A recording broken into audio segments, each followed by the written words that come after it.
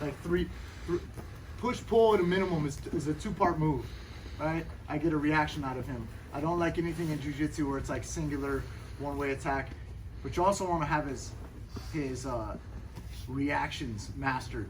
When you know the next thing that he's gonna do or the available thing, he's gonna post his hands, he's gonna push it on my face, he's gonna step up, stand up. You gotta kind of know what he's gonna do from any given scenario, okay? So again, as we get here, I pass the arm across, I'm doing the same thing, and I make this grip.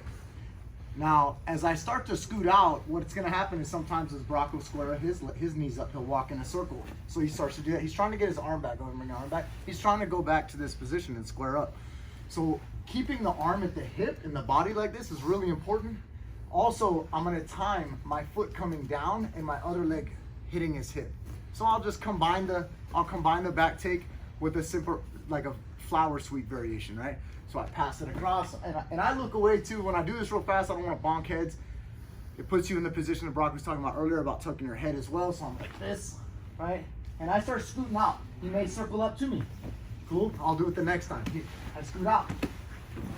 Here's the cool thing, I still have his back in his sleeve, so I will sit him up and still take his back, and I still have the leg across the body if you want to do that, or you can have your hooks in and I'm seat belted on his upper body here. Okay, this can also happen at a higher elevated level, and I'll show you what I'm talking about. I pass the arm across, I'm here, I'm starting to hip escape, and I make myself, hold on, Brock, I make myself high up on his shoulders like we did in the last technique. And I pass his arm all the way across. I start coming up and he still pushes me down, right? He boom, rushes me over and he pushes me down. So what I'm gonna do is I'm gonna know that. And I'm gonna dive for underneath his leg, right? So like, because there's not a whole lot I could do once I'm up in the air. So at this time I get one step further and I'm all the way out here. I start to come up and take his back. He pushes into me. I go over and I'm here. You still have his back. If you want to stay mounted, stay mounted. As a matter of fact, I'm going to cradle him and say, calm your ass down for a little bit. You know, like I don't like to stay here and he fights and defends or tries to hip escape and stuff. I'll sit here like this. I'll get my points. I'll look at the ref and be like, yo, how many points is it? Y'all don't know your points?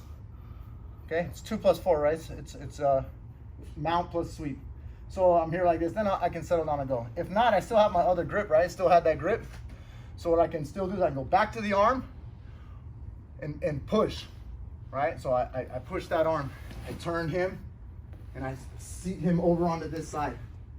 And then again, I can lock the body triangle. Brock's been eating on quarantine, making fun of me, right? So I'm here, and I can do this again on the ground, on my knees, or I could be chasing his back. So I could be here, boom, and I grab his back. I go, he hip escape, or he moves his knees. So number one, I'm on my back, he moves his knees. Oh, tip him over. Sit, chair, sit him, take his back on his back here, or you can put the hooks in if you're shorter.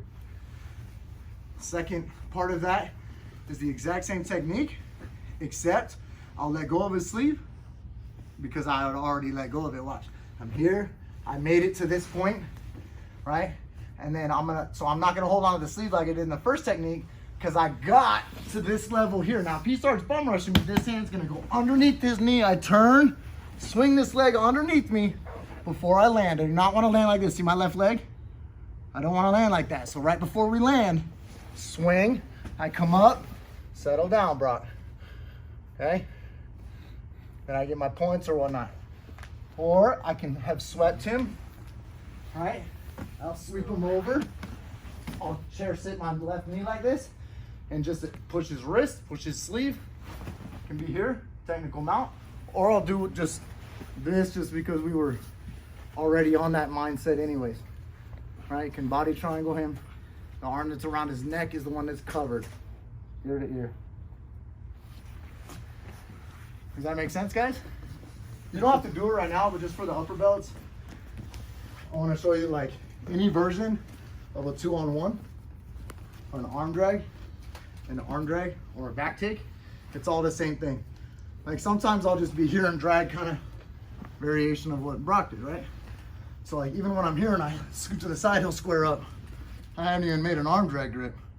I go like this, he scoots to the side, and he's over. Make sense, guys? So you could use that with any version of a back attack.